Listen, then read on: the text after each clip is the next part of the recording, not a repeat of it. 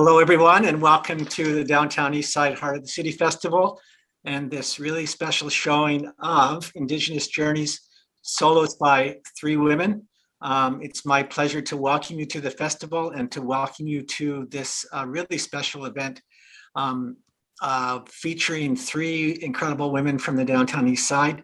My name is Terry Hunter, and I'm the Executive Director of Vancouver Moving Theatre and artistic producer of the Downtown Eastside Heart of the City Festival. I also carry the name Nangulga, which in Haida means industrious one. And we have 3 videos we're showing you tonight, plus a special guest appearance. So we have a total of 4 videos to show tonight. We're featuring the first video is, let me look at my notes, guys. Tell Us When They Came by Kat Norris. And we have Kat here with us on the screen. The second video will be featuring the work of Priscillia Mays Tait, and it's a piece called Chemukh's Dream. And then we have the special appearance by the special guest, which we'll announce at the time. And then we close out with Gunargie O'Sullivan and her video called "The Dance Within." The Dance Within. And I also want to acknowledge that we are here on the unceded homeland of the Musqueam, Squamish, and Tsleil-Waututh, of whom we are very honored to be able to weave this work now into the culture and practice that they've been doing here on this land for thousands and thousands of years. At the end, after each video, I will have a short chat with each of the artists. And at the end, we have another special, which is all the artists will be in the green room, and you, the audience, is invited to come in and join us. If you look on your screen at the top on the page, it says something to the effect of, to join the green room after the event, click this button. And that will bring you right into this room where I am with the artists, and we can have a conversation with them. So welcome, Kat. It's great to have you here. Kat is also our elder in residence and has been here at the festival for a number of years now. And she's also a very close and dear friend that we've been working with now for about 20 years. Welcome, Kat, to the stage. Yeah, it's really good to be here. And again, I probably said it a million times, but I'm so honored to be invited to be the elder in residence. Now that I'm elder, it's kind of one of those things where you accept the position, not because it's what you want, but it's because of what the people need. So I accept that role wholeheartedly. And I hope everyone enjoys the story that I shared, and I haven't seen it yet. I haven't wanted to see it. Like a lot of us, we don't want to watch ourselves, but I'm going to be forced to tonight. I haven't seen it either, so I'm looking forward to it too. Do you want to say anything, Kat, to set it up before we ask Control Central to press the play button? Pardon me? You want to say anything to set up the video before we press play?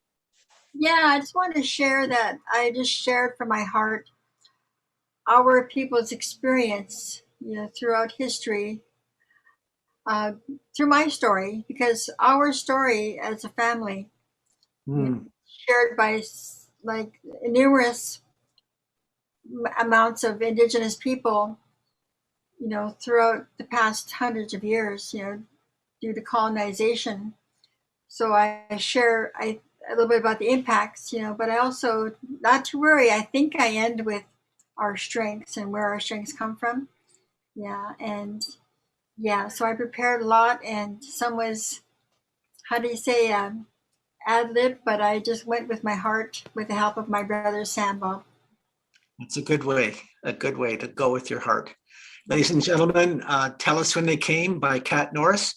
The video is 20 minutes, and we'll see you on the other end of the video, Kat. Okay, hope you guys enjoy.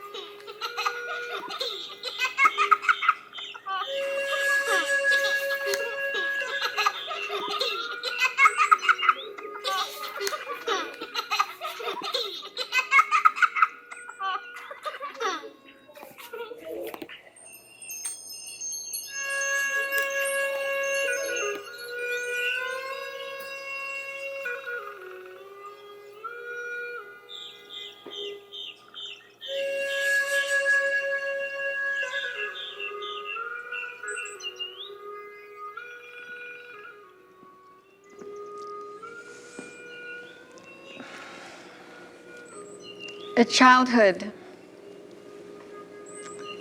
full of dreams, full of games, full of play, running in the forest till it got dark, until our mother called us, "It's time to come eat." That was our childhood, until they came. Sister, tell us when they came. There was a day that there was a knock at the door. It was in the 60s. It was still the law that children, Indigenous children, had to go to these schools. My parents didn't want us to go because they had gone. They came back with a piece of paper. "If you don't let us take your children, you'll never see them again." So on a cool, crisp night, we're on a boat to Kuper Island Residential School. There are so many of us, all little children, so innocent, coming from a place of freedom to a place where we didn't know anyone.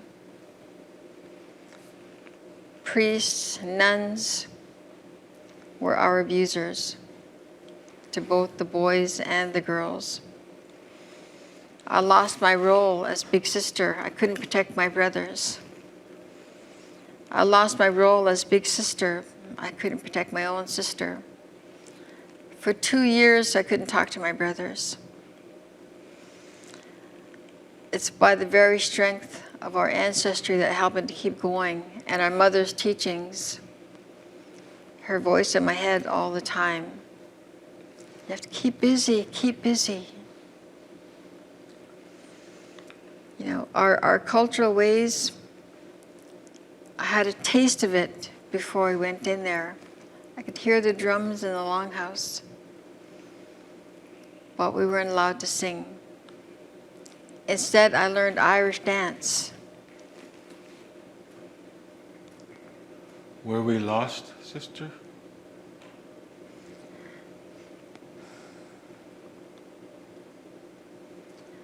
I didn't know who I was.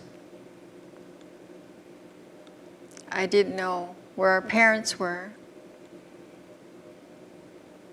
I didn't know who I was as a young girl.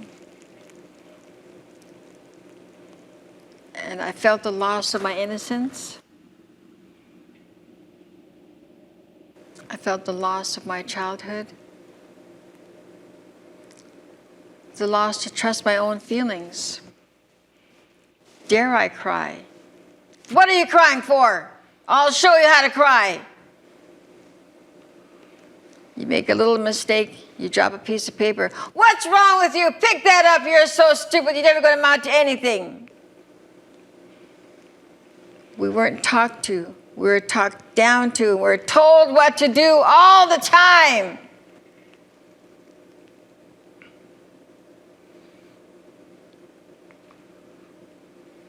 All the wild memories of our childhood ran in our heads. Looking forward to that time where we could go home, not realizing the change that would happen when we got home.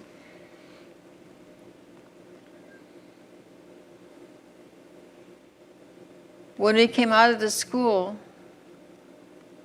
a lot had changed. Many parents changed. Many parents dealt with the loss of the children and their roles and the grandparents' roles to alcohol. The abuse that they suffered often was carried on in families. The anger was there because of the hurt. And society didn't care. Who do we talk to? Who do we tell? The world didn't care about us. Until the 215. Until the 215. 215 young spirits were found. It wasn't so much they were found, but they guided us to them so that the world could hear their stories. They were the ones who woke us up. Those 215 spirits woke us up as Indigenous survivors. We are still here. There was no more of, we're not worthy, we're not worthy. But we learned to take a stand. We are worthy.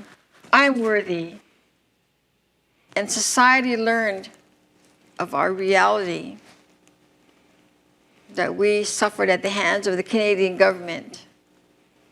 We suffered at the hands of the church. Why don't our people pray like this? Why don't our people make the signs of the cross? Why do we not believe in Jesus and God? Because our belief was that they were the ones who hurt us.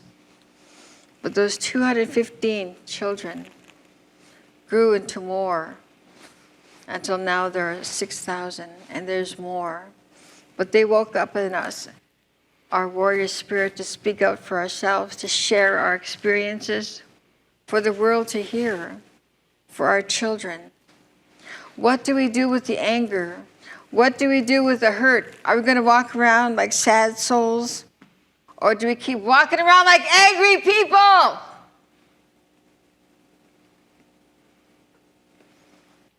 There is something for us. We don't have a choice. We are role models. Are we a hurt role model? Are we an angry role model? Are we going to be a role model to our children, our families, our people, of people who want to help themselves, who want to stand strong and use our voices in a good way to help our people to learn how to heal? And to help our elders. To help our elders. Our elders. Many of us are becoming elders. Many of us are called elders. But our elders were never allowed to share their story. Many of our elders passed, are in the spirit world, without ever having to share their story. No one wanted to hear. No one wanted to hear how they lost their language, how they weren't allowed to speak their language. Therefore, many of us, we're speaking a language that doesn't belong to us.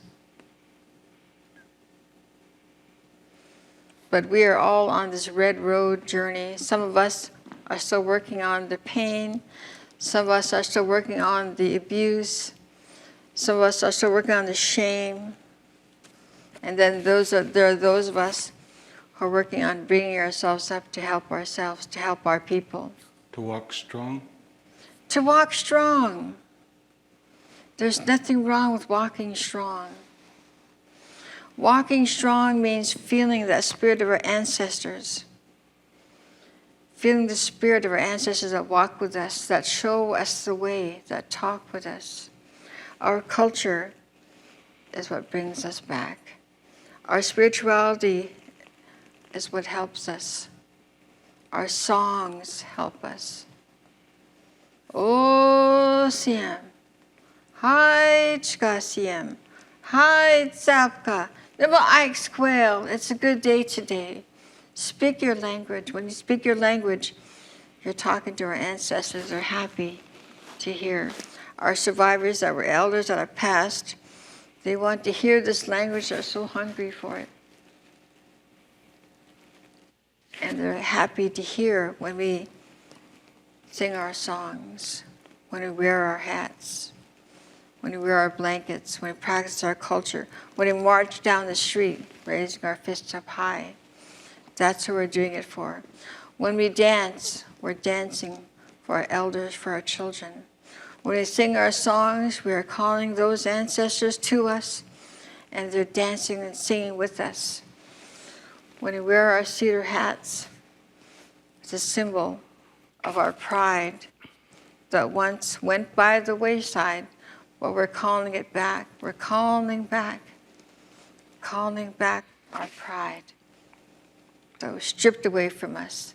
Oh, Siam, Haichka to our ancestors, Haichka to those children for bringing us back, for teaching us that we are still here. We are worthy.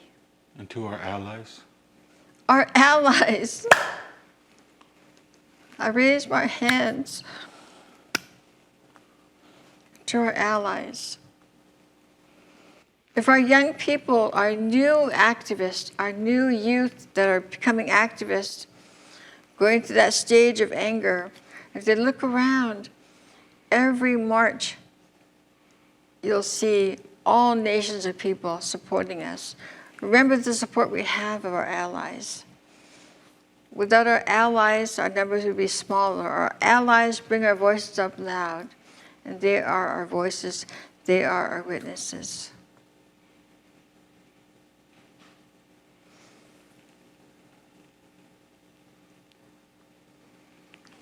Mom was also a survivor.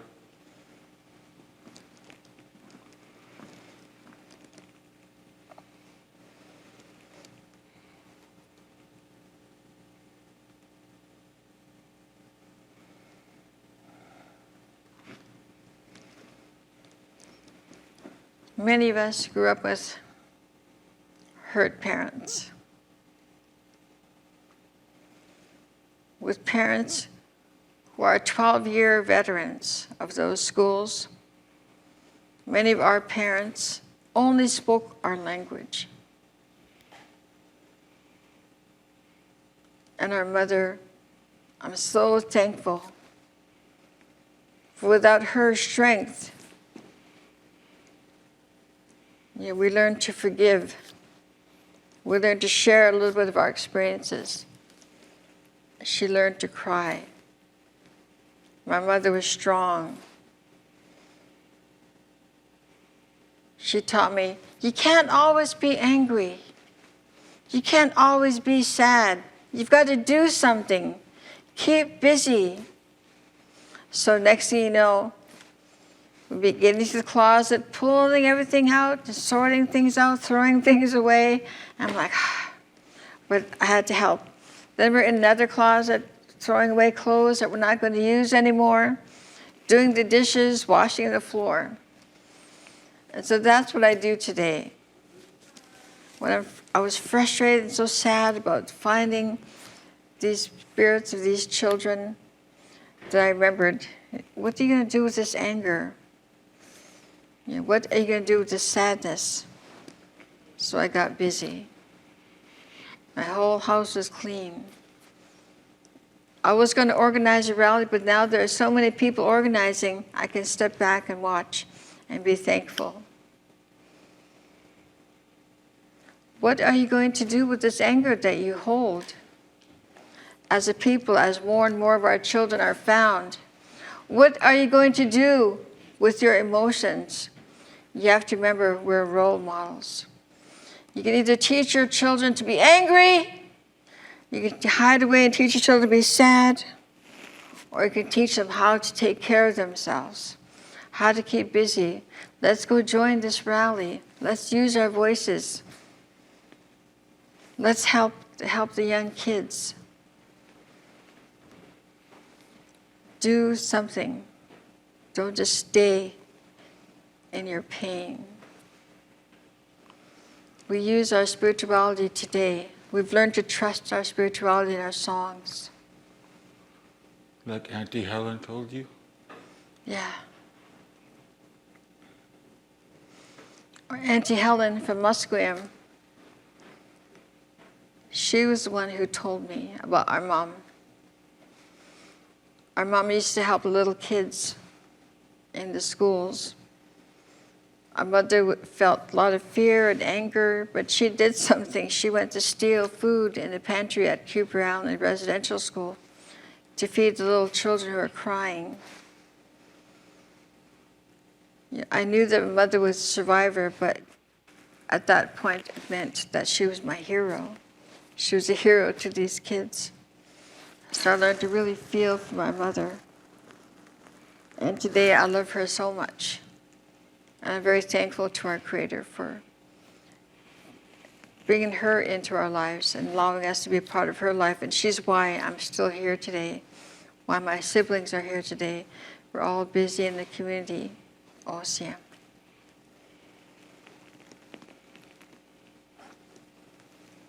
So shall we do this now?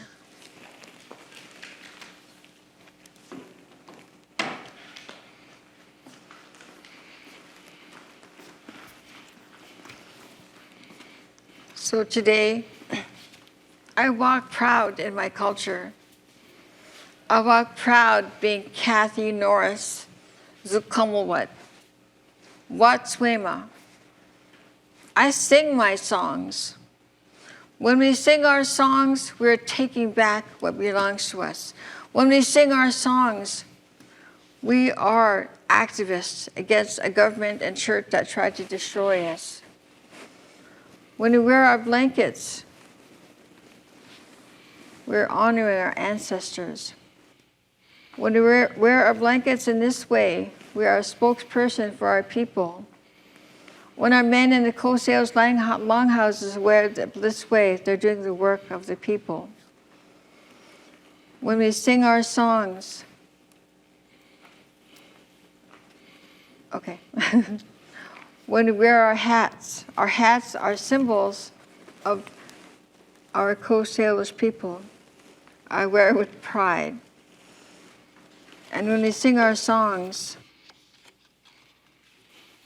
it gives us strength and good medicine. Whoa, whoa, whoa, hey, hey.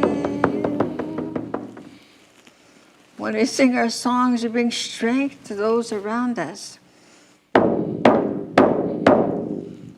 Calls our ancestors. Introduces us to our space.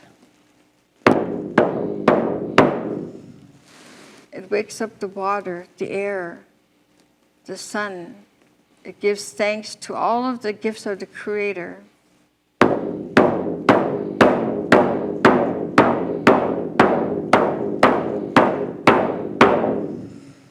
Oh, Siem, to my ancestors that are with me, that are with us here today. Haichka Siem for all the gifts from all the directions.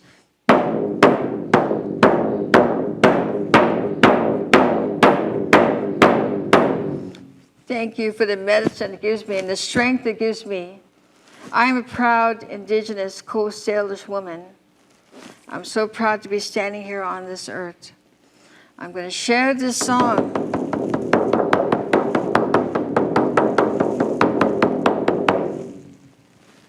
A prayer song, sun song, song for our sons.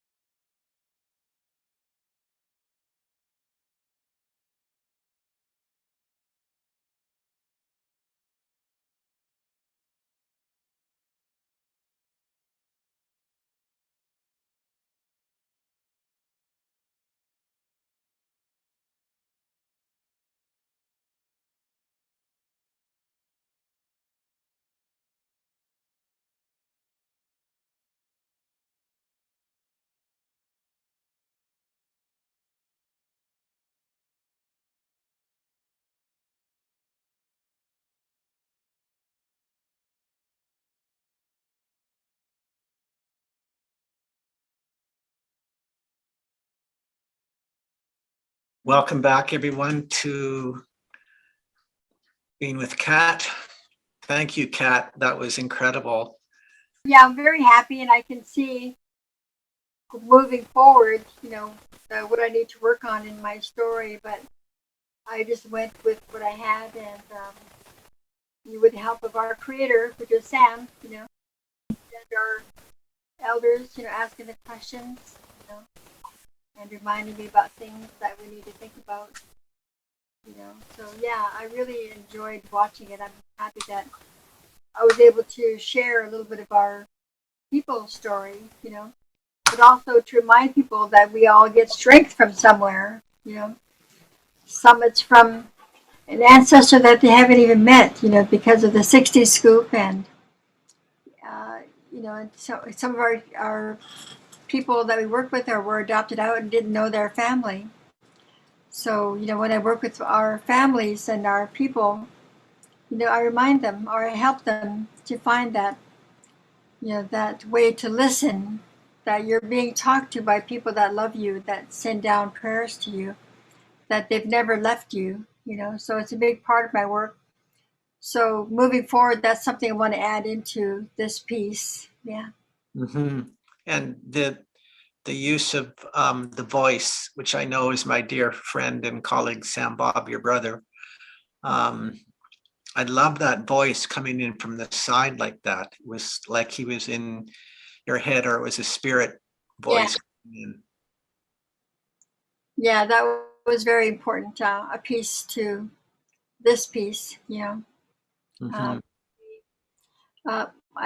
We have another brother, who's passed, and I was in a car accident actually, and it was fatigue, and when I turned to the left, a car was coming right into me, and my automatic reaction was to turn right for some reason, which would have increased the impact. But I heard, because I used to drive my brother to airport, when he went back to work, and picked him up from the airport. And that was when we used to talk a lot. We talk about family, talk about work. But what I heard before I turned right was turn left, Kat, turn to the left. Mm-hmm. So the impact was a lot less. And then I heard even further, pull over to the curb. So I was pulling as hard as I could. So I wasn't a passive victim. I was helping the other driver and help myself. And I really believe that was my brother. So that voice was so important to me in this piece. Yeah. Mm-hmm. Yeah, I've had a similar experience where I was in a car accident and I had turned, and I saw a hand came out of, like a spirit hand came down and took a hold of the steering wheel and helped me steer the steering wheel. And the hand was there. It was very real. So thank you. We're going to come back to you at the end, and but thank you. That was such a beautiful piece, very powerful. I love what you're doing, and I hope that you continue to work on this. There's truth telling in here, and I love this combination of theater, story sharing, prayer, teaching. It's a really powerful work, and thank you for bringing it forward to the Heart of the City Festival. Thank you. I would love to keep working on it, and people are already asking if we're going to take it, around, and so yeah, I just watching it. I really enjoyed what came to me, and I also see what I want to work on. So thank you so much, Terry. Okay, and we'll see you at the end after the next number of videos. Welcome. Hi, can you hear me now? We can hear you, and you're looking good. So what's up? No, I'm just kidding. Somebody I'm has so their excited. speaker system on, and we're getting feedback. I don't know where it's coming from. It's coming from us, actually. We're watching this on a big monitor at Res Dallas's house. You got me, Gary Oliver, Res Dallas, and Anthony in the house, and we're just watching it on the big screen. Oh, Res is with you. Res Dallas is with you. Yeah, and Gary, everybody's kind of semi-miserable for some reason, but that's not going to stop me. It's the weather, I tell you. It's the weather. It has to be that COVID-19, isolation, drugs, alcohol. Another lousy day in paradise. Yeah. So you heard me make a little joke, right, about I don't know what it is. It's the weather, it's COVID-19, and drugs and alcohol. I said that because my piece is a little bit about how drugs, alcohol, and addiction can happen out of loss of culture, language, family, land, and community or dance, right? And also I want to show how those same things, the land, the culture, the dance, and family can lead us out of our addictions. So that's what the piece is mainly about. Beautiful. Okay. Yeah, I've Okay. seen some of it. It's very powerful, very emotional, but also at the end, that sense of release that comes from the end. Ladies and gentlemen, Gunargie O'Sullivan's The Dance Within the Dance is the dance.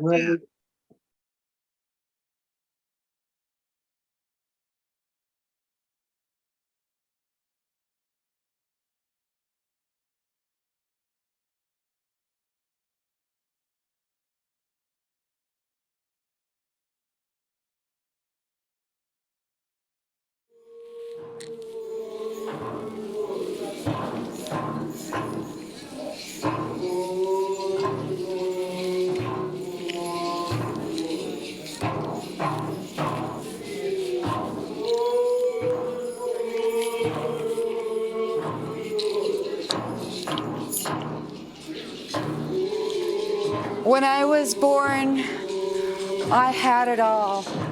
I had my family. I had my community. I had everything. I had my songs. I had my dances.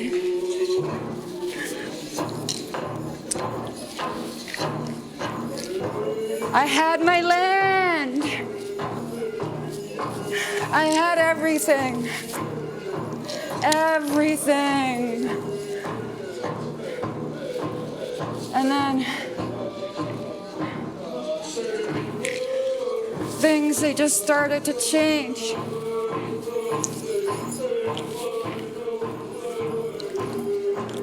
I started losing bits and pieces of myself.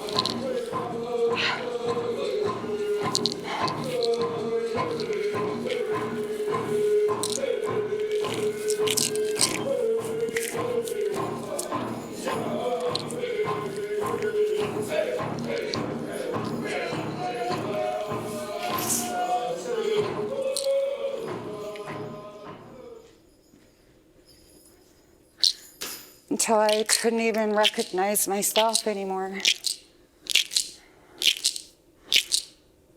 Here I was, trying to be something I'm not, trying to play the piano, trying to be a cheerleader. Give me an A, give me a B, give me an A, B, C, D.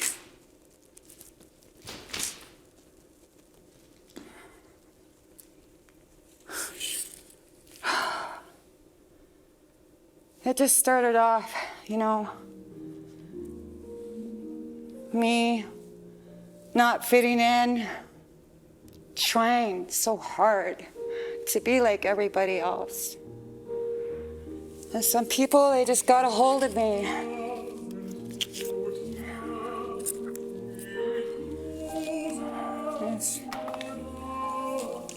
Started smoking.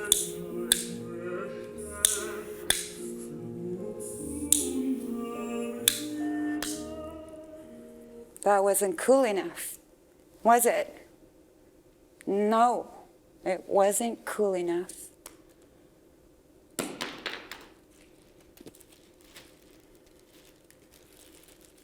I started running away from myself, especially after that time. That time, I remember that time. I couldn't run away fast enough.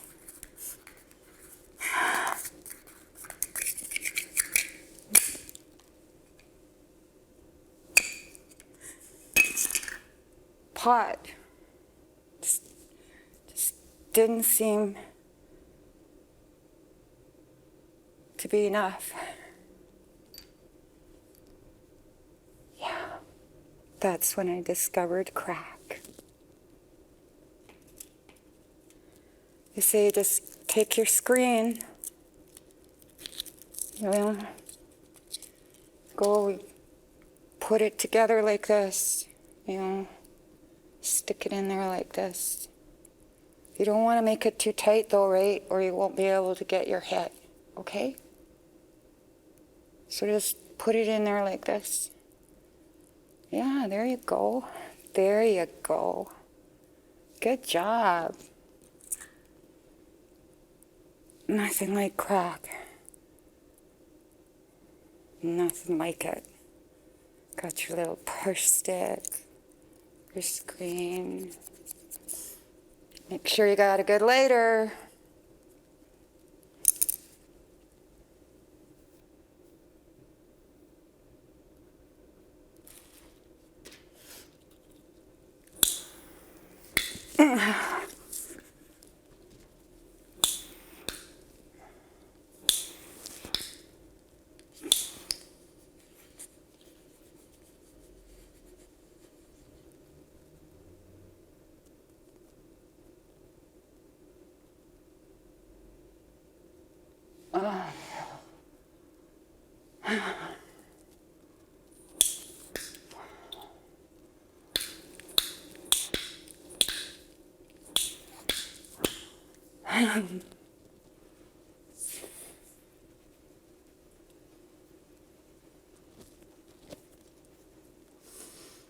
Slack, man.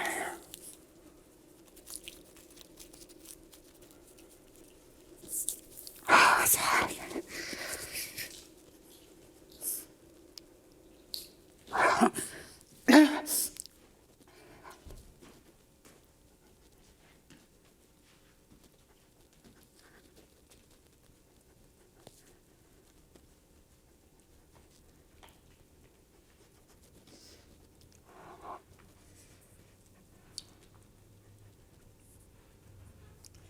Just start looking for your little bits and pieces of yourself. No? If I just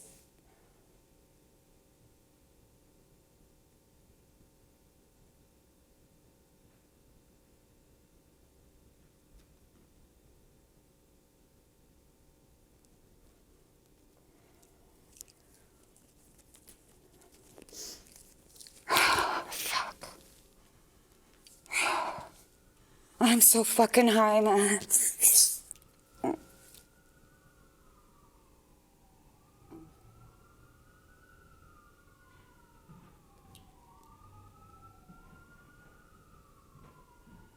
Sick.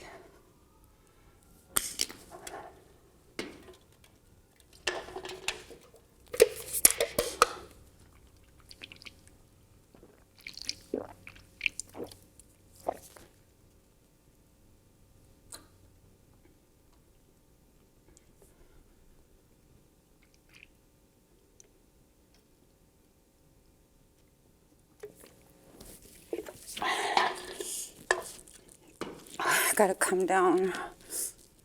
I gotta come down. I try to find myself every now and then. I get moments of clarity. And it's just too much. It's too much. It's too much. I'm so alone, nobody really even cares about me.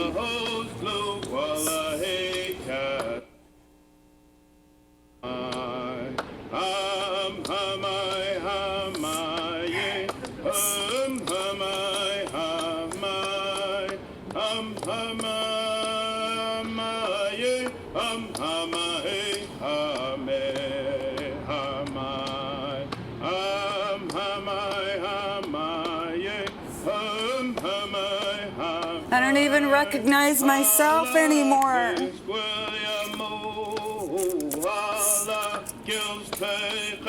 Hamsaya, so close, look while I cast so. Hamaye, hamahe, hame, hamai, hamai, hamaye, hame, hame, hamaye, hamahe, hame,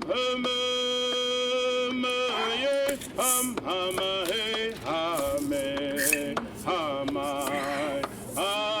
hamai, hamaye, hame, hame, halatlis quelia mo, alakils clay, clays hamsaya. I'm gonna trade my drum for some. I'm gonna trade my drum for some down, please. I'll trade my drum for some down. You don't want my drum?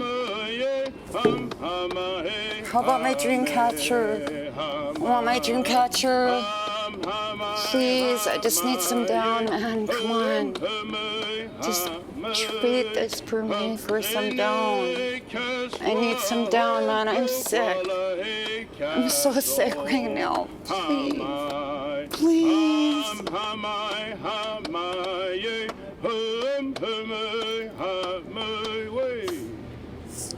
And that song again.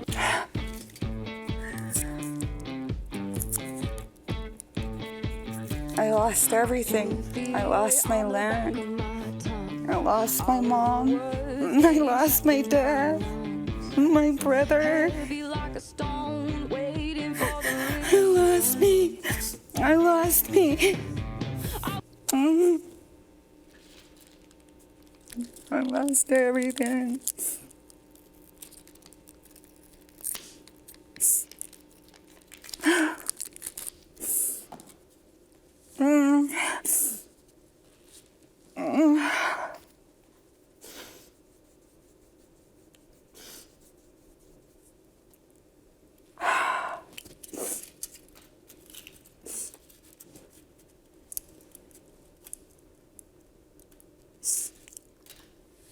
I lost it all. I lost everything.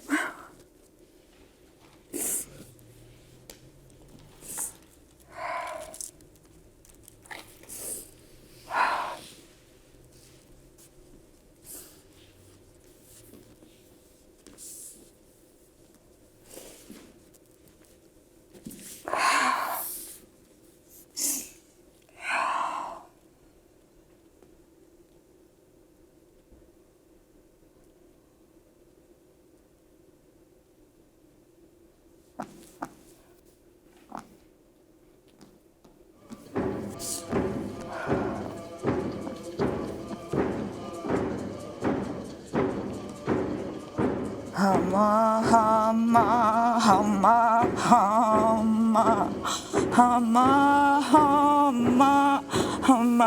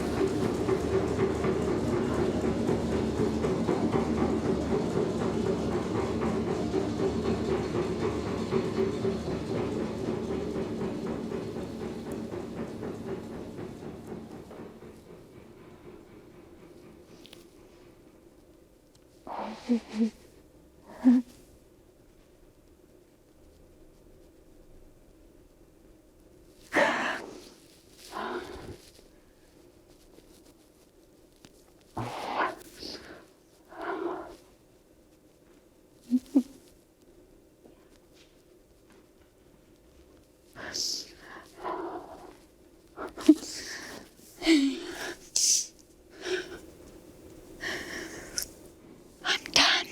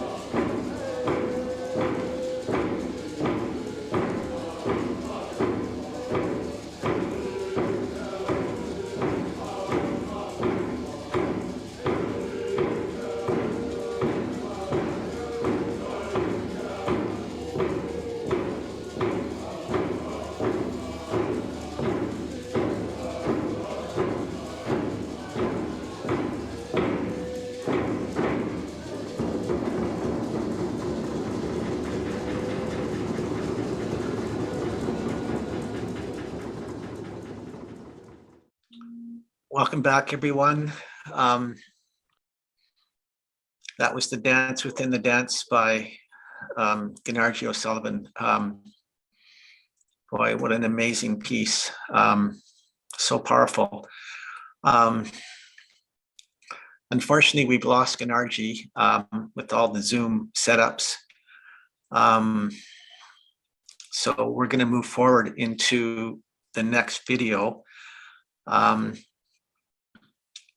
I think I will just say that I found that piece, the dance within the dance is the dance, so powerful. And I think watching this fully for the first time, I understood where the title came from. With the dance within the dance is the dance. And that amazing section where she's so in a dark place and she goes under the blanket, and those songs and drums and how they intermingle with her grief and her pain and her loss, leads to back to her cultural practice. And watching Kat's piece and watching Gunargie's piece, I'm just so struck by the incredible honesty, the brutal honesty of being able to share their lived experience with us. It's such an honor to be able to listen to and witness these amazing stories that we need to hear. We need to hear these stories in order to change the path that we're on. Thank you, Gunargie. Thank you, Kat, for sharing with honesty and with strength and with resilience and with teaching and with showing us the way to get back to culture, get back to community, get back to the land. And doing that by being so honest. And, as a performer myself, what you guys go through to tell those stories, it's a journey that you go through, and it's very hard. I know, I've been there. So my hand's up to you. I have so much admiration for what you're doing in this work. Thank you so much. Hello, my dear. Hadi, Adi. Doansen, You've got Chemukh with you? Chemukh. Chemukh, This is Fozzie Bear. Bozzie Bear. So Yeah. that's not Chemukh. No. But Chemukh, was Bozzie Bear in your play? Fozzie is Chemukh's teddy bear. Okay. Used to be Annie Sue's teddy bear in the story, but she passed away when she gave birth to Chemukh, and her grandparents took over in raising her. This is amazing. So there's a whole backstory to your whole stuff, all your production, your story. We're going to see this dreamlike, childlike play that you put together called Chemukh's Dream. You want to set it up for us, and then we'll play? Yeah. Okay. Chemukh's finished her dinner. I did debut last year, Chemukh's dinner. And now she's going to go in a dreamland and visit a special relative. And it's fictional, inspired by my childhood. And yeah. And it's honoring my late uncle, John Edward, who passed away September 18th. So it's been a year. So Gitxsan, uncle, he's in a better place in the heavens above. Thank you. So here we go with Chemukh's Dream by Priscillia Mays Tait.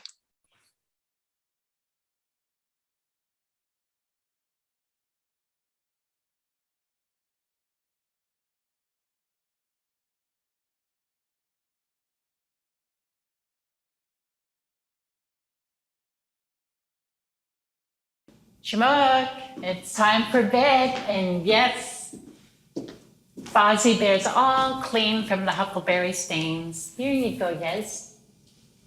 I love you. Good night. And yes, now you can play with the children in the Northern Lights. Okay, and yes, Fozzie can go too.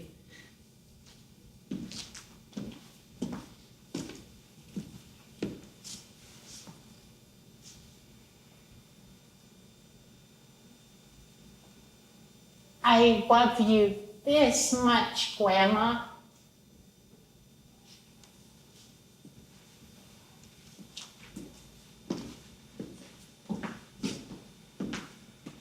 Annie Sue, please watch over our Chemukh. You know how adventurous she can be. I love you.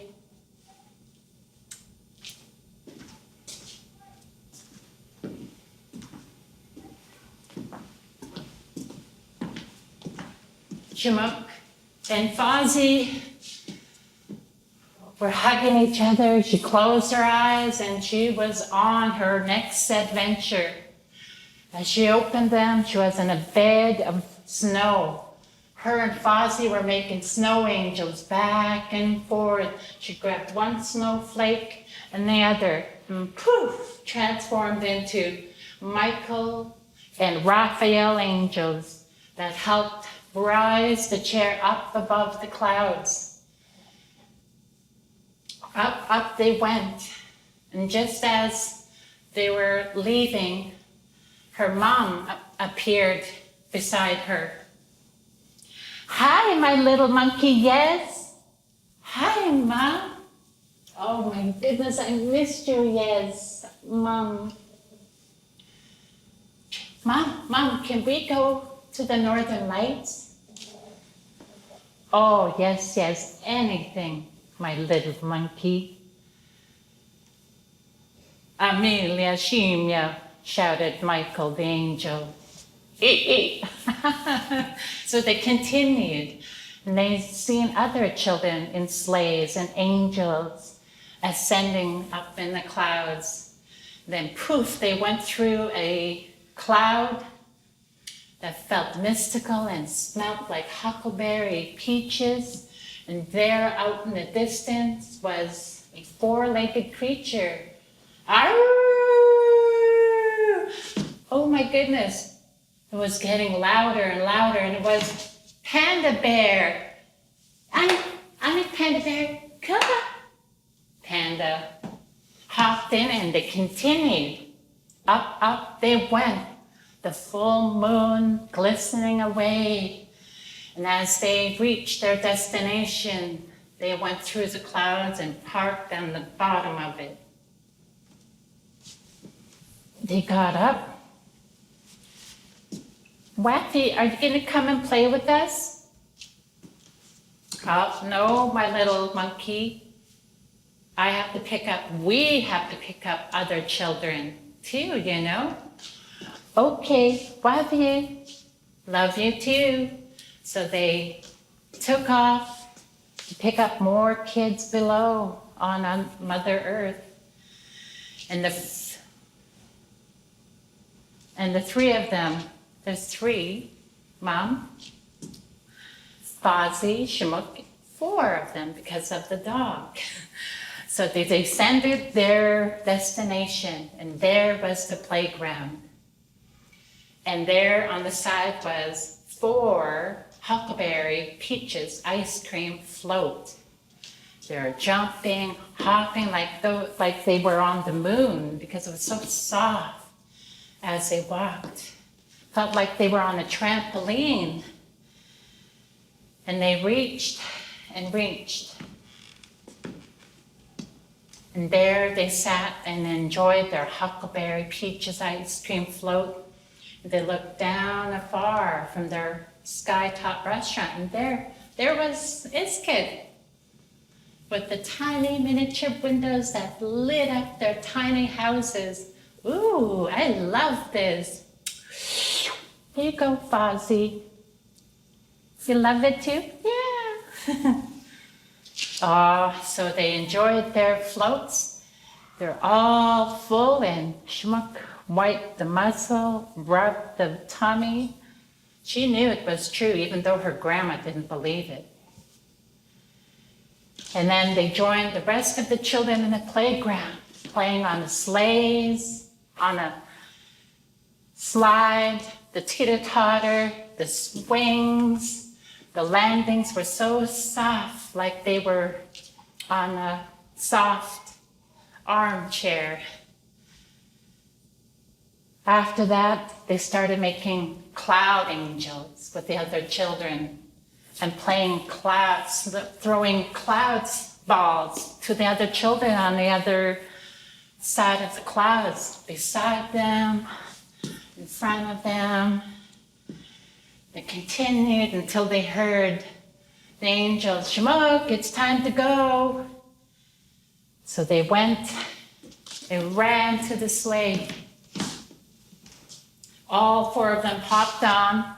Where are we going? Well, you're visiting a special someone, a relative of yours. Ooh, I can't wait. Oh, that pooped them out. They were so tired.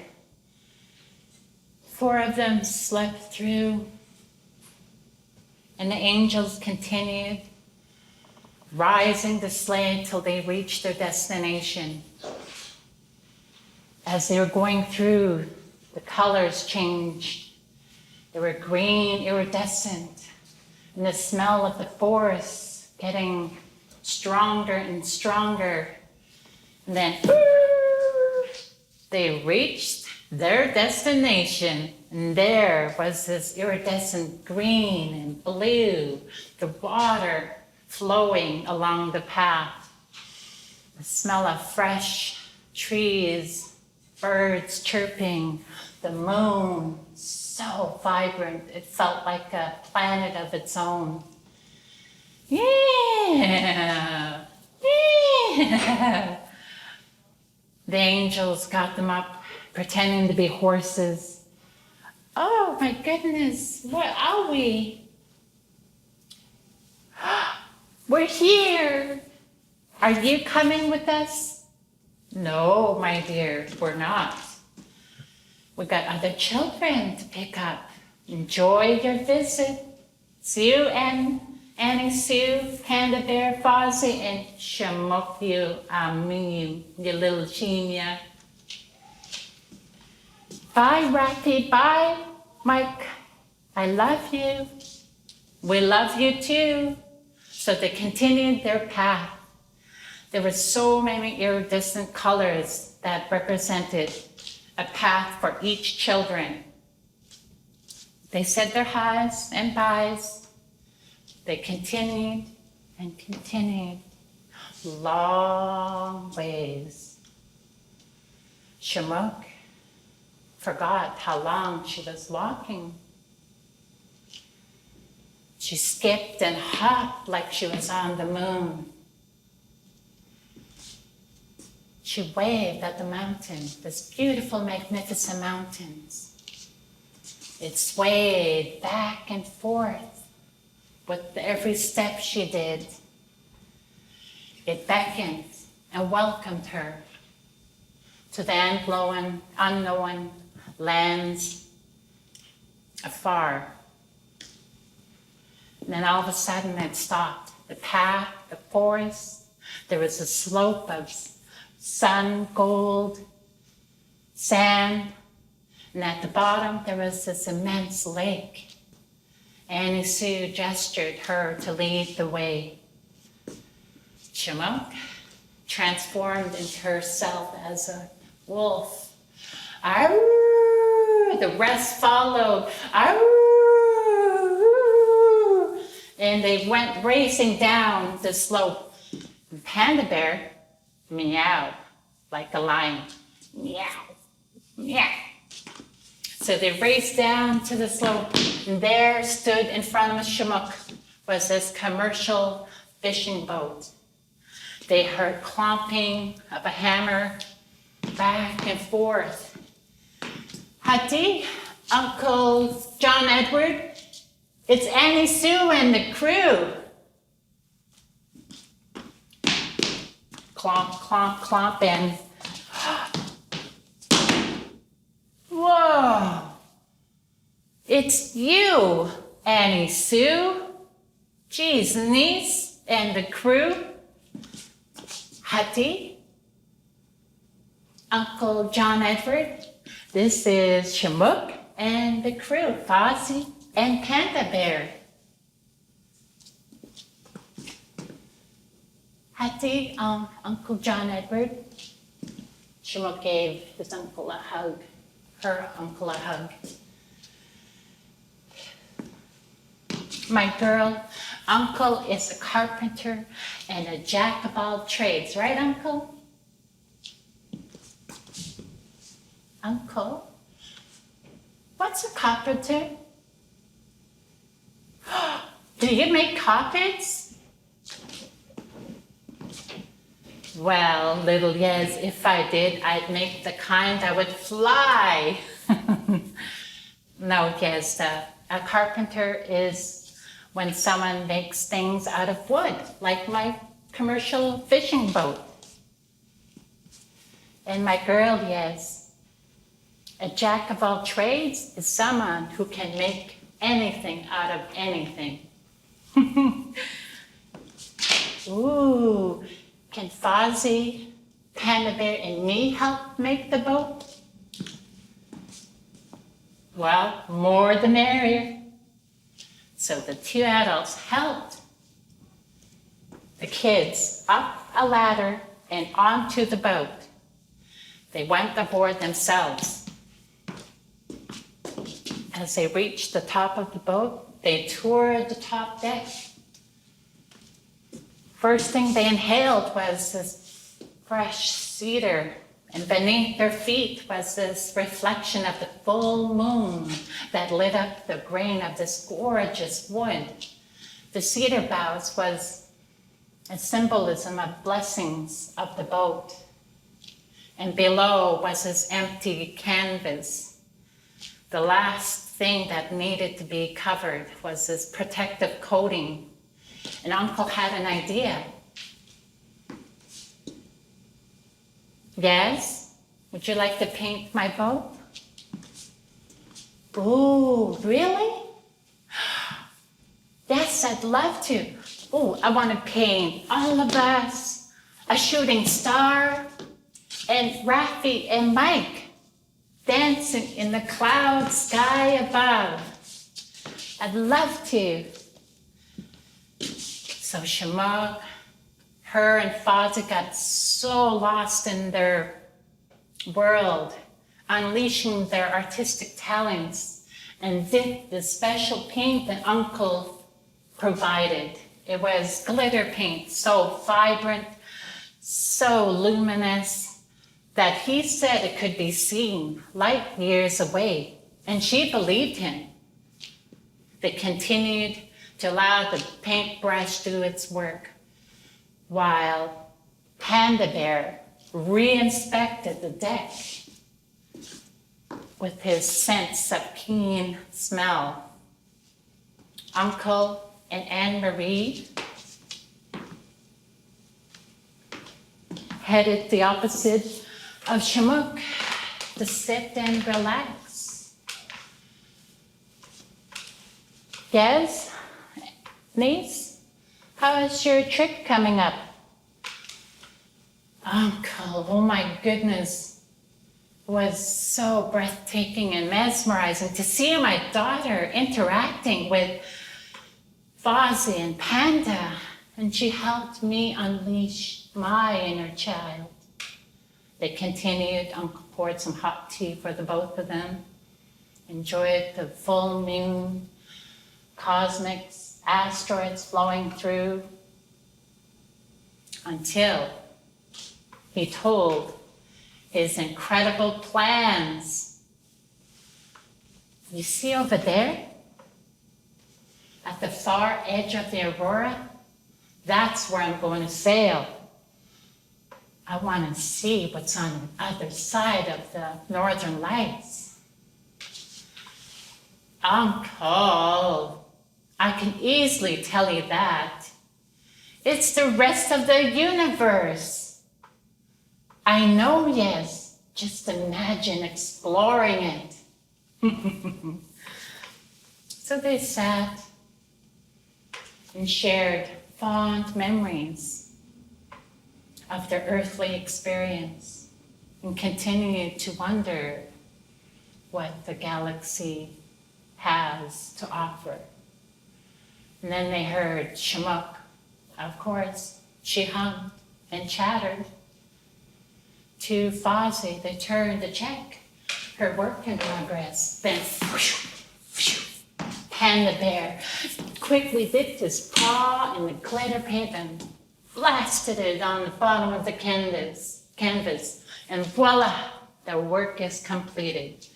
It showed 5 of them on a boat, with 2 angels hovering above, sprinkling stardust on the 5 travelers heading to the shooting light from the far edge of the northern lights. Gasu, yes, my girl, I love my door now. Oh, my daughter, beautiful job, you guys. So with that, they started dancing and singing, dancing, and Panda Bear wove himself in out of them. Now the work is completed. It had 5 of them on a boat with 2 angels hovering above, sprinkling stardust on the 5 travelers heading toward a shooting star at the far edge of the northern lights. Gasu, yes, now my door is completed, my boat is completed. Messiah.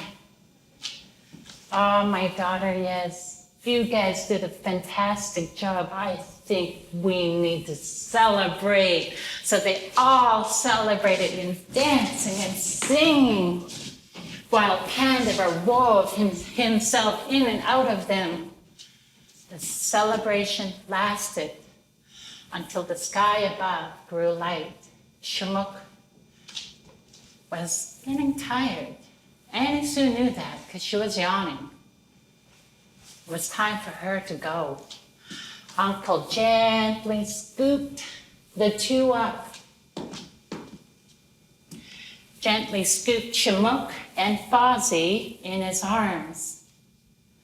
And Gitxsan, you made my heart so happy as he followed his niece down a narrow staircase to the sleeping quarters and past the 2 to her niece's embrace.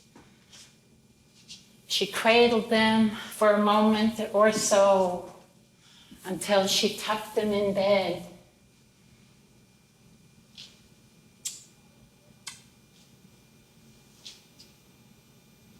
And just as Chemukh was to close her eyes, the last thing that Chemukh saw her mom doing was this.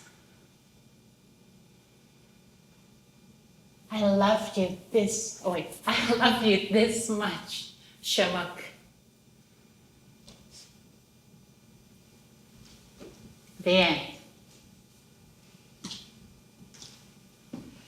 Chemukh's dream was dedicated to my late Uncle John Edward, who lived in the Downtown Eastside about 40 years. Now he's in Wetsuwet'en with his family in the Wetsuwet'en territory. And I'm Priscillia Mays Tait, Babine, Gitxsan Wetsuwet'en mother, who grew up with my paternal grandparents, who allowed me to play and use my imagination as a child in Wetsuwet'en, formerly known as Morristown. So, Masai to you all, Snake Kalia, hug a tree, and go and play.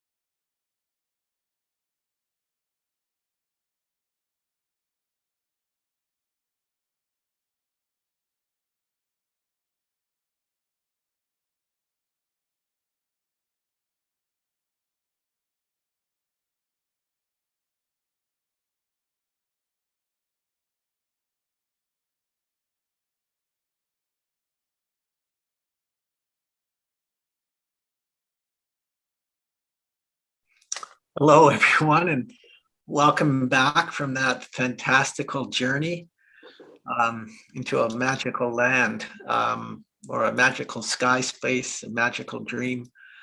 That was really wonderful and very spirit lifting. Priscillia, I can see your screen, but I don't see you in it. Can you come back and join us? I see Mike's head. There we are. Hi, Priscillia. Oh, we lost Priscillia. There we are. And Priscillia, turn on your mic so we can hear you. It's down in your bottom left-hand corner there. There we go. Hi, Priscillia. Oh, she seems to have frozen. There we go. Oh, now there's movement. Can you hear me, Priscillia? Can you wave at me? Can you hear me? Okay, I'm going to move on. We're going to go to Gunargie. Priscillia, we'll come back to you at the end. It doesn't sound like you're hearing me. So we're going to go on to the next video, which is the special treat that we have for you. And it's Dallas, and she's done a beautiful piece called Grandchild. And it was done down at Crab Park back in August. And let's see if we can get Dallas on the line. We've had some issues with their line also. There's Gunargie. Can you hear me, Gunargie? There we go. Can you hear me? Oh, she's having trouble too. Their mic is not working. That's the word from the tech. Oh, here we go. There we go. How are you? Very good. I've come back from this fantastical journey. Gunargie, I didn't get the chance to talk to you after your piece. What a powerful, powerful, powerful piece. Thank you. I was very emotional watching it. That section where you go under the fabric and then you're in that deep place of pain and grief. And then the drummers and the voices start to come and the singing, and then you return to your regalia, and it was very, very powerful. I didn't see the whole end because I had to come back to my seat to get ready. Yeah. But, you know, one of the things that I want to point out is the piece was meant to be a multimedia piece and a lot of different use of images and projections and everything. And just like today, there's been a lot of technical difficulties, but thank goodness it's a work in space. And I mean, in space, it's a work in progress. Yeah. So that means that, you know, we have, we can take it anywhere we want from here on in. Yeah. Yes. Yes, and you've got an incredible foundation to work from. And you've got Dallas with you I in the room. do. Yeah. Rez Dallas, Anthony Fable McNabb, and Austin Kuipers, and Larissa is here as well. So you'll get a chance to speak to each one of them a little bit. Would you want to start with Rez Dallas? Sure. Okay, here she is. Rez Dallas Rez is in the house. I love your outfit. Oh my gosh. The sparkling vest, that's incredible. Welcome. Welcome. Thank you. I have seen your piece. I'm not going to give it away, but it's a really moving piece. Do you want to set it up for us and then we'll play it and then we'll come back and talk about it afterwards? Okay. Yeah. The piece incorporates my family, great-grandchildren, and it is my story that my granny told me. And it's a passing on of culture, storytelling, 60 school. the 60s Scoop residential school. Nation.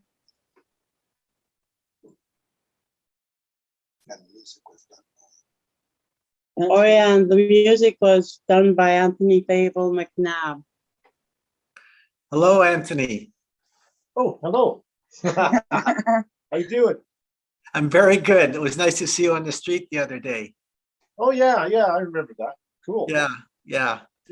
So here we are. Here we are. Finally. Let's watch the video and we'll come back and we'll talk on the other side. And audience, afterwards, you're invited into the green room to come into the video with us. There we go. Everyone's here. Grandchild, that's a beautiful ending, a beautiful setup that we need to go into Dallas's piece, Grandchild.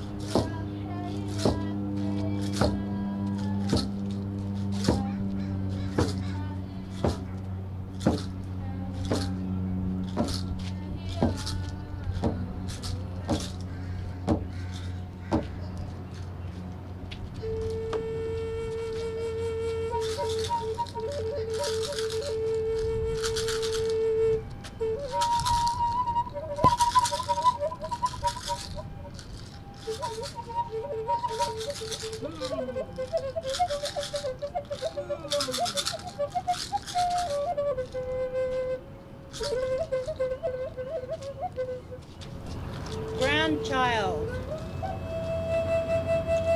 when you were just a little one, you lived here with me. This is your land.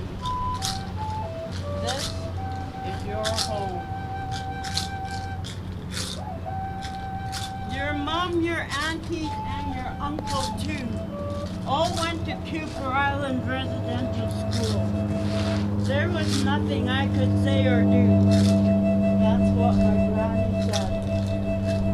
Your mom never came home again. To us, she never was the same. She married and moved to the Downtown Eastside, Vancouver.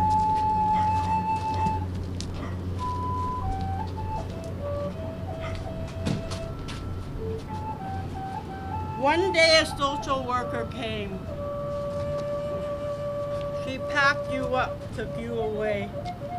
From your mom, your dad, and me. That's what my granny said.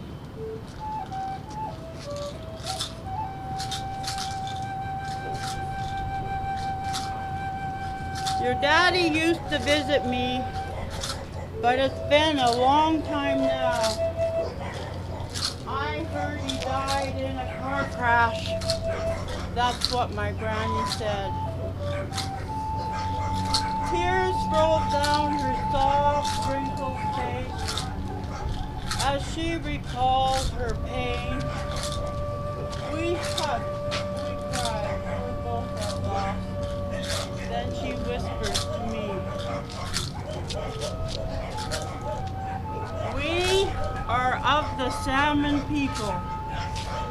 We've been given many journeys, some very long, some very hard, but we always return to our place of birth."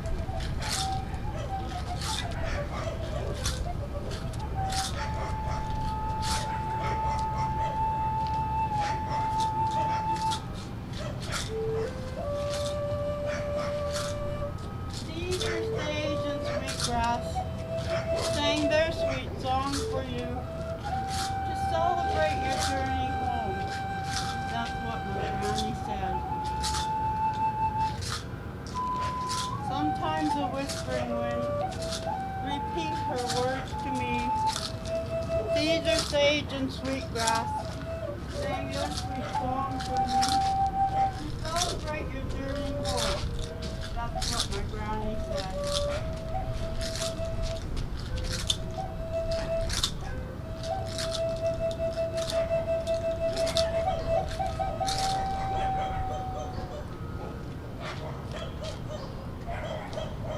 Every child matters.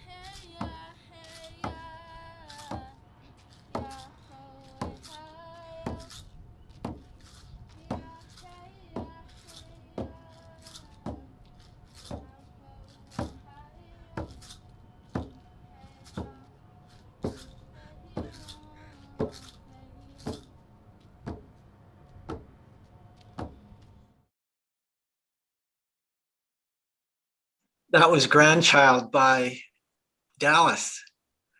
Dallas, that's such a beautiful piece, and I loved seeing it in Crab Park, which is such an important place in our community. Is there what does Crab Park mean for you and doing it in that place, on that land by the water?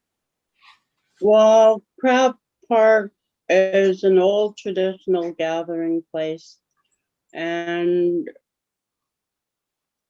I'm honored to be there. to continue the story. Mm-hmm. Mm-hmm. How about the kids? That was something that really came through in that there's your grandchild, Larissa. Hello, Larissa. Hi. Hi, thank you so much. I really, I was very moved by that piece and the story of your grandmother passing on her story to you. What does it mean for you, Larissa, in doing this piece with your grandmother? What it means to me? Yeah. Well, I think it's really heartwarming, and I really think it's a really nice thing. And I appreciate her sharing this with me because it makes me feel like she could trust me with anything, and I could trust her with anything. And I just love how it's like just talking about the past and what happened, and it's just bringing me closer to my ancestors. Yes. And it's so beautiful because she is telling you a story, you, her grandchild, about her experience with her grandmother. So the story is carrying on through the generations. And now as a young child, you'll have this story yourself to tell to your grandchildren. Yes, and we're passing on matriarchy also. Uh-huh. Honoring it with the cedar, sage, and sweetgrass. And what's the significance of the red? I have my own ideas, but I'd like to hear it from you. Alice, the significance of the red fabric. The red fabric is the color of my people and the color of our blood. Mm. And it is a metaphor for a traditional blanket. And back to you. Can you see I see yourself? your grandson there. Good. Okay. Hello, young man. Good to see you. I'm asking. What was this like for you to do this with your grandmother? It was fun doing this with my grandma. Uh-huh. I think you'll remember this for a long time. Yeah. And you learned to shake the rattle, didn't you? Yeah. And what is the significance of the rattle, the sound that the rattle makes? It sounds very nice. It sounds like rocks banging on each other. Mm-hmm. Mm-hmm. I know medicine men use the rattle. Medicine people use the rattle. I think there's a medicine significance.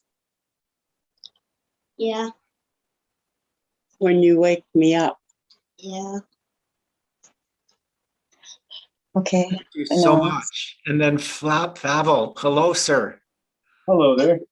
That beautiful flute music and the texture that you brought to the dance and to the story. Yes. So excited, huh? You were playing melodic lines, but you're also adding textural elements to the story with the flute. It made me think a little bit of shakuhachi at times. It is a bit of a haunting, but it also emulates Dallas's story. Mm-hmm. And so it's to emulate those the emotional compacts. Exactly. During her performance, and also add a little bit of mystique and a little bit of off the wall sound, experimental. Yeah, and it's so appropriate too because the flute is done with breath, and the wind blowing the fabric at the same time. So it was almost like the flute was the same as the wind that was blowing through the air. Blended, for sure. Blended. That's a good word. Yeah, I felt the force of the wind that day. Mm-hmm. Mm-hmm. And the place on the land and the power of the mountains and the water in that landscape. and very powerfully the metaphor of the docks right behind you, signifying Yes. colonialism and It all would have its. been nice to see some killer whales. Which are starting to return to the waters. Yeah. And my piece also is intended to have media. It's a work in progress. I've been working on it for 2 years now, and I still want to see the finished product. Yeah. So all these pieces, I think, media could be very strongly tied in, because the whole area of storytelling, and then it loans itself to adding visual pictures to what's being shared. Yes. Like I'd like to see people working on salmon, drying it, cutting it, Oh, that's beautiful. you know, in part of it, yeah. That's- And also the spawning of the salmon, I like to see that.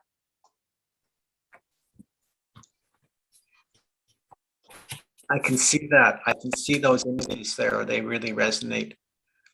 Yes, Thank you and then I so much. want to use some of the street footage that I've captured over the years too. Right, because you're also a filmmaker yourself, aren't you? Yes, and I do reference the Downtown Eastside, so I want that brought into the picture. Absolutely. Let's bring in our friends, Priscillia, Kat. Let's bring them into the frame here. Hello, you guys. Gunargie, you're sharing with us some. Sure, this camera. I wanted to say Gary's here as well and has been providing us with technical support on this end. He's over there. Gunargie. Hey, Gary. How are you? Good, thank you. Yeah. I just wanted to ask Gunargie, she's putting Priscillia, she's putting a photograph up to the frame. Who are these folks, Priscillia? Ati, Denise, say, greetings, ladies and gentlemen. I'm Babine, Gitxsan, Wetsuwet'en, and this are my paternal grandparents, Thomas and Sarah Tait. I grew up with them up in, Morristown, or Wetsuwet'en now. They gave me love in their own way. Humor is what they taught me to, what is it, Mike? Oh, I don't know, don't take things seriously. I mean, I always do, and I think I'm finally at that point. It's like, yeah, I think I want to use humor as part of my healing. Right. I went through sexual abuse and whatever abuse, and I wanted to share the humor side as Chemukh, tall, tan, beautiful little preschool girl. So I love Chemukh and Fozzie. So yeah, It's a very fantastical, wonderful journey, full of love and sharing and wonder and beauty and hope and teachings. That was one of the things that really struck me with all your guys' work, is that there was a sense of sharing of your own experience and the pain that you went through and the good times that you went through, and the role of the generations and the role of the ancestors and the whole place of healing. Every one of you touched upon the place of healing and having that as part of your journey. Kat, can you talk a little bit about that and the healing and the journey aspect of the work that you're doing? Yeah, I think we're all on this journey on the red road, of healing. And depending on how we grew up we all have different ways, but they all end up being the same, where we learn that our ancestors are with us. They walk with us. And if we learn to listen, they can help us. Some of us learn later than others. Some of us were lucky enough to grow up with their people. Some of us grew up far away. My mother was my connection to my ancestry, to my grandfather and my grandmother. And you just have to learn to listen. You can talk to them, because I was a lonely kid, and so yeah, it's a strong connection that I tried to bring to people that that I work with as an elder counselor. We're just all on different parts of our journey, but they all end up being the same understanding of our higher power and our ancestry. And I want to say, Dallas, I just loved your piece. Oh, thank you. And it's good to see you. And we Yes. all see each other in passing, at the Culture Saves Lives when I'm rushing to a workshop, Yeah. It's really touching to see that, that our grandchildren are our next generation. And to share that story in that way was, just really hit at me, Yeah. So, yeah. Oops, I pulled up. Can I say something? Yes, Priscillia. Chemukh came from 2017's She Rise, We Rise. It was the birth of Chemukh. It was the year that the festival had honoring women in the Downtown Eastside. So Louisa had this brilliant idea, but it was an honor to express Chemukh into a mini play. So, and then I wrote as part of the megaphone's Voices of the Street, and that's where I continued writing until Chemukh's Dream. So this year I come up with it because I'm going to print it I think in May, so I have to come up with something. Anyways, yeah, I just really love Chemukh. So Dallas, I haven't seen you in this way before. So it's my new way of seeing you and witnessing, what you bring from your heart. So I'm very honored to witness that. Yeah. Thank you. Thank you, Kat. I'm honored to have been able to share it with you. Yeah, thank you. I love seeing all of our different ways of sharing, It's pretty awesome. And the same with Gunargie, you hit the shit, You hit Gunargie did definitely hit the shit. That's a good way to put it. And you went there, and I work with a lot of clients that are suffering every day, and I know their stories, and it's a hard job to try to help them find their light, find the light. So I really appreciate that you really hit the nitty gritty, and yeah, it's very powerful. That's for sure. One of the things that I wanted to say about the piece is that it's really, I used to visit the Downtown Eastside for 20 years. I was in and out doing radio shows and events and things like that, but I never really actually had to live here. And now that I'm living in the Downtown Eastside for the last 8 years, I can't run away from it anymore. I have to see it for what it is, right? And I also have to let other people see it for what it is and not let them run away from the truth of the Downtown Eastside and what it is that we go through as people who are homeless or addicted to heroin or methamphetamines, side is the new drug, and cocaine, right? And so that's where most of my piece came from. I do have my own lived experience. I worked at OPS for a while, for about 3 or 4 months, and watched a lot of people in their addictions and to find those moves and what drives them, so to speak. It was fun.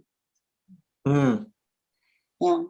And very powerful. And I was mentioning when I saw the video, I, as a performer myself, Gunargie, I had to do really intense pieces, and at the end of it, I was exhausted. Yeah. Really challenging when you go into those really deep emotional places. But the way out of it for me in that piece was being able to dance. That blanket that I danced with was my adopted mom's button blanket. She danced that blanket for years, way before I ever did. In fact, that was maybe the first or second time I've ever danced with that blanket that I did within the piece. The dance is the dance within a dance. It was like my first time. So that was a magical moment for me and very healing within itself. And if I didn't go there within the piece, I would have had what the piece would have dragged me down emotionally, spiritually, physically, and mentally. Right. So that was wonderful that you were dancing with your adopted mother with her blanket. Yeah. Yeah.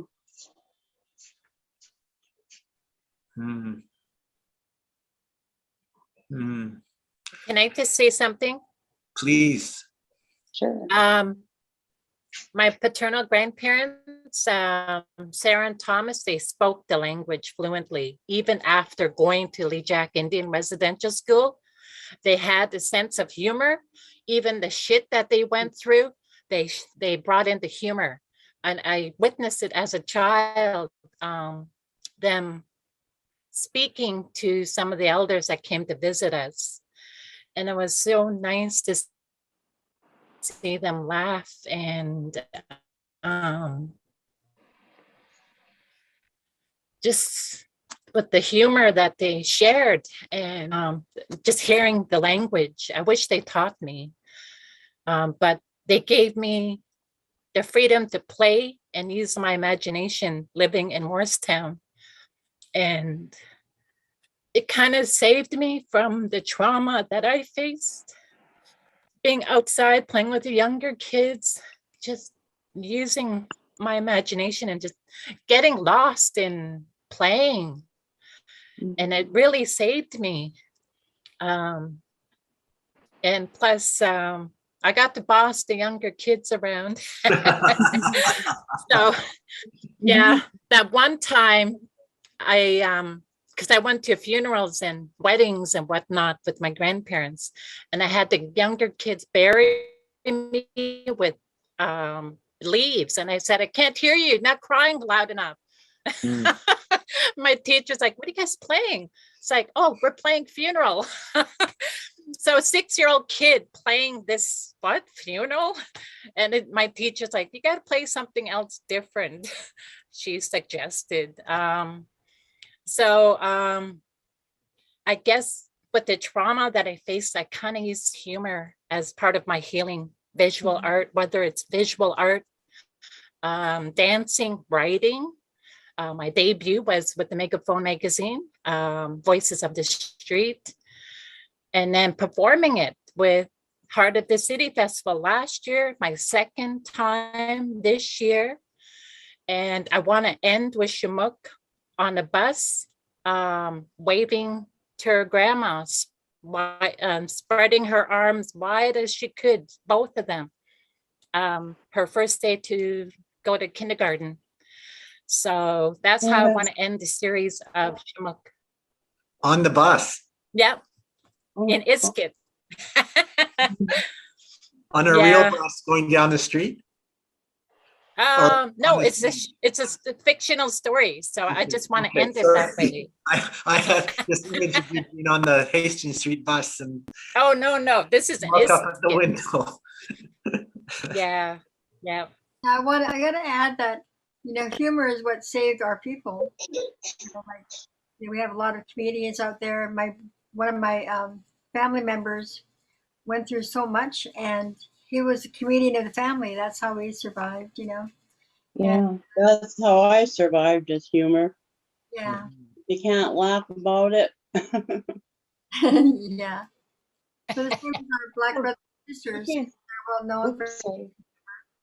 So that's a good point, Priscillia. Yep. Speaking of which, and thanks to my grandma. I don't know if you can see her. Yeah. That's I love her so much. I think, Oh, yeah, I just miss her. And my hands with hers when I was 6, I was like, this much more I need to go. So I always did that with her. And I think I do it with Chemukh's story. I add a piece of my childhood in some of the fond memories in yeah, Chemukh. your grandmother is definitely with you. Yeah. Gunargie, That- you were going to say, I was gonna say, when we were talking about the importance of humor and how it can be used as like, sort of like a tool, right? A surviving tool. I want to invite the viewers of Heart of the City to listen to Late Night with Savages tonight, because I'm actually inviting a fellow by the name of Bubba's Comedy, who's going to join me from 11 to 11:30. And then I'm going to feature people like Madeline Terbasket from the Penticton Okanagan area. And after that, I'm going to feature Tania Hill or Hall. She's so hilarious. She's known as Auntie Beatrice. And then I'm going to feature a couple of other comedians as well. Gary's going to co-host with me. It's going to be really fun. So I really hope people will join us at 11 to 1 o'clock, www.coopradio.org or www.citr. So we're going to be on 2 stations and plus your website, right? Heart of the City Festival. and what's the number on the radio dial? On the radio dial for Co-op, it's 100.5 FM, and on the other station, CITR, is 101.9 FM. Yeah. Thank you for It's gonna that. be a lot. It was really an honor for me to be here witnessing your stories, you guys. I'm a bit of a loss of words and how to express what I'm feeling, but it was definitely an honor. I'm very moved, angry at times, not because of what I was seeing, but because of the conditions that created the experiences that you guys had to go through. I admire you guys all so much. The strength that you have, the resilience that you have, the courage that you have to tell your stories, to put them on stage and to share them with others. This is painful stuff. And that, Gunargie, you're the one that came up with the theme last year when we were talking to you. Stories, you said we need to hear stories, the stories that we need to hear. And these are the stories that we need to hear.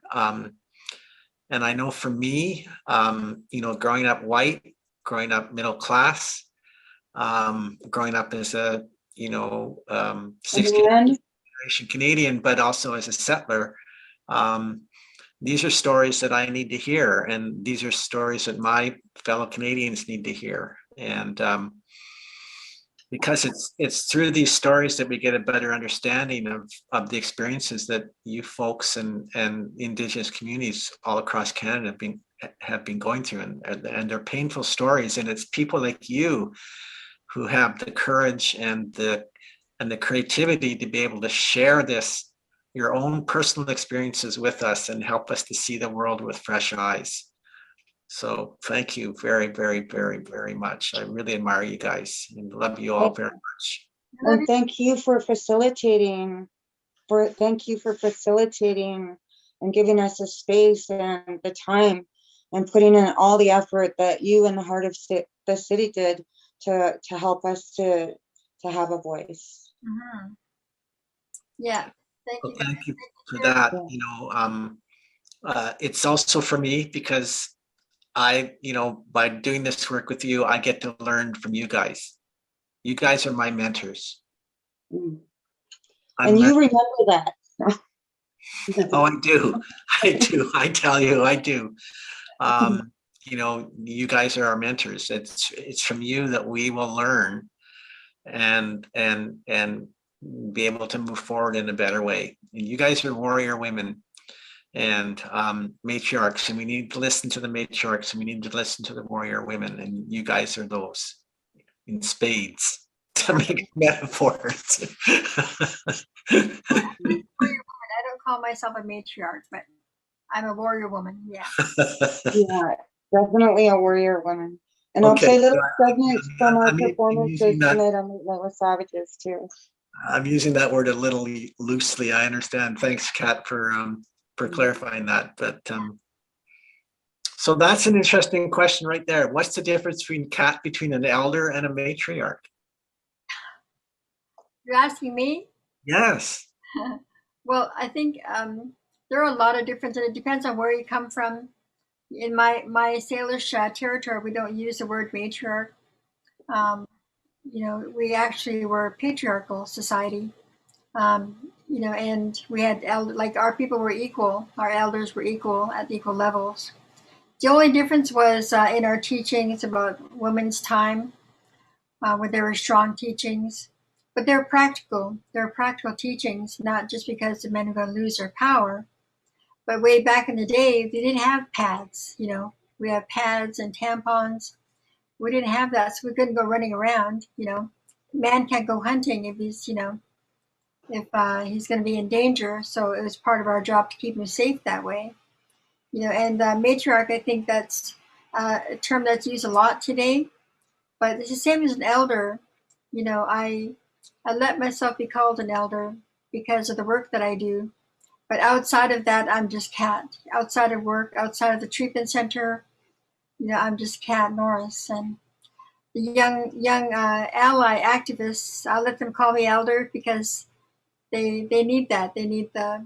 I didn't know they needed my guidance. And word matriarch, I think it's particular to one's, you know, one's nation, one's tribe, one's people.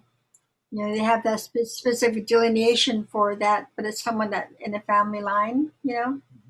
But for us, elder in our family is still my mother. She's 83, and they asked me to say opening prayer. No, my mom is here. Can you ask my mother? You know, I'm not the elder in my family. Yeah, so that's good. And with guidance, providing guidance, I think that's an essence of what you're talking about, isn't it? Kat, if I may, as you're the festival artist in resident, would you take us out with some closing thoughts and a prayer? yeah, sure. I'm very honored. I say Haichka Haitzapka to our Creator for this gift, for this sacred circle of strong women who are seen as leaders in our community for sharing our lives and our stories. I ask you to watch over each and every one of them and their families. Help us guide our words and guide our thoughts and actions as we move forward. I ask you to watch over, and I give thanks to the staff and especially the volunteers and Terry, Savannah, and Teresa, and all your staff for your hard and dedicated work.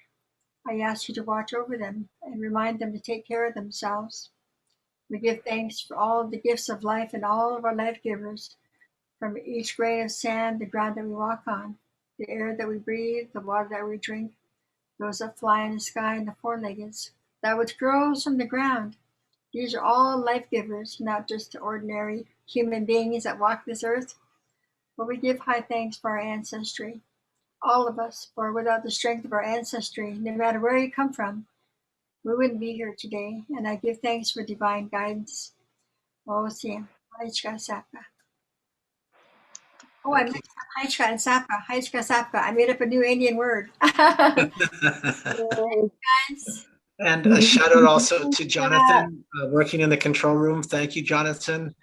And Nicole Lamb, also our production manager, and to all the festival staff. And again, thank you, Gunargie. Thank you, Dallas. Thank you, Kat. And thank you, Priscillia. Love you guys. Nick Helia. Hug a tree. Thank Hug you, a tree. Kat, Dallas. Bye.